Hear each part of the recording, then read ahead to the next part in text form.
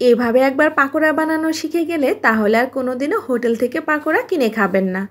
এটা খেতে ভীষণ মজাদার, বানানো খুবই সহজ। তাহলে চলুন ঝটপট পাকোড়া রেসিপিটা দেখে নেই। প্রথমে আমাদের বেসন নিতে হবে, আর বেসনটাকে খুব ভালোভাবে চেলে নিতে হবে। অনেক সময় দেখা যায় বেসন দলা পেকে থাকে, তাই খুব ভালোভাবে বেসনটাকে চেলে নিতে হবে। এতে করে কিন্তু পাকোড়াগুলো খুবই ফ্লাপি হবে আর খেতেও ভালো লাগবে। তো দেখতেই পাচ্ছেন বেসনের মধ্য থেকে কতটা ময়লা বের হয়ে গেছে। এটাকে আমি ফেলে দিচ্ছি আর বেসনটা এক সাইডে রেখে দিচ্ছি। একটি মিক্সিং বলে নিয়ে নিচ্ছি আমি 1 কাপ পরিমাণ পেঁয়াজ কুচি, দিয়ে দিচ্ছি 1 কাপ পরিমাণ আলু কুচি। এবার দিয়ে দিচ্ছি 1 টেবিল চামচ পরিমাণ কাঁচামরিচ কুচি, স্বাদ মতো দিয়ে দিচ্ছি লবণ। এবার দিয়ে দিচ্ছি 1 চিমটি পরিমাণ হলুদের গুঁড়া, 1/4 চা চামচের মতো হবে। হাত দিয়ে খুব ভালোভাবে মিশিয়ে আমি 10 মিনিটের মতো রেস্ট রেখে দিব। এতে করে এই আলু আর পেঁয়াজ থেকে যথেষ্ট পরিমাণ পানি বের হয়ে যাবে। তো আমি ঢেকে 10 মিনিটের জন্য রেস্ট রেখে দিচ্ছি। 10 মিনিট পর ফিরে এলাম। তো দেখতেই পাচ্ছেন আলু আর পেঁয়াজ থেকে যথেষ্ট পরিমাণ কিন্তু পানি বের হয়ে গিয়েছে। এবার এখানে আমি কিছু মশলা অ্যাড করব। প্রথমে দিয়ে দিচ্ছি 1/2 চা চামচ আদা বাটা আর 1/2 চা চামচ রসুন বাটা। দিয়ে দিচ্ছি 1 চা চামচ পরিমাণ চিলি ফ্লেক্স। ঝালটা আপনারা আপনাদের পছন্দ মতো অ্যাড করবেন। 1/2 চা চামচ দিয়ে দিলাম ভাজা জিরার গুঁড়া, 1/4 চা চামচ দিয়ে দিলাম আস্ত জিরা। দিয়ে দিচ্ছি পরিমাণ মতো ধনিয়া পাতা কুচি। নেড়েচেড়ে একটু ভালোভাবে মিশিয়ে নিচ্ছি।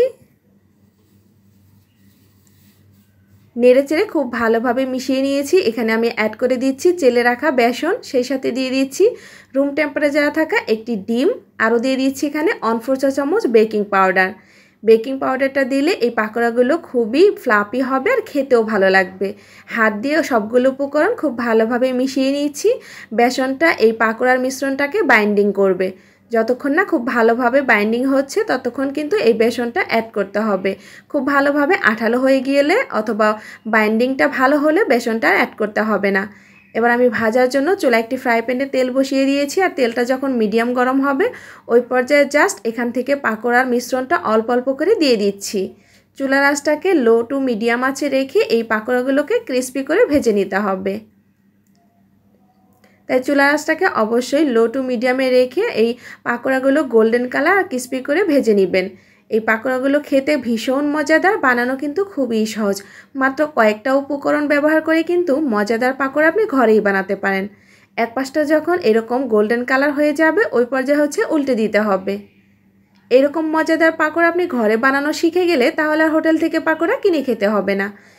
বিকেলবেলা চায়ের সাথে এরকম ঝাল ঝাল একটি পাকোড়া থাকলে তাহলে তার কোনো কথাই নেই। বৃষ্টির দিনে বিকেলবেলা চায়ের সাথে এরকম গরম গরম পাকোড়া খেতে আমাদের সবারই কিন্তু অনেক অনেক ভালো লাগে। তাই আপনি ঝটপট এরকম পাকোড়া ঘরেই বানিয়ে নিতে পারেন। তো পাকোড়াগুলো আমি নেড়েচেড়ে গোল্ডেন কালার ক্রিস্পি করে ভেজে নিয়েছি। বাকি পাকোড়াগুলো আমি সেম প্রসেসে ভেজে নিচ্ছি।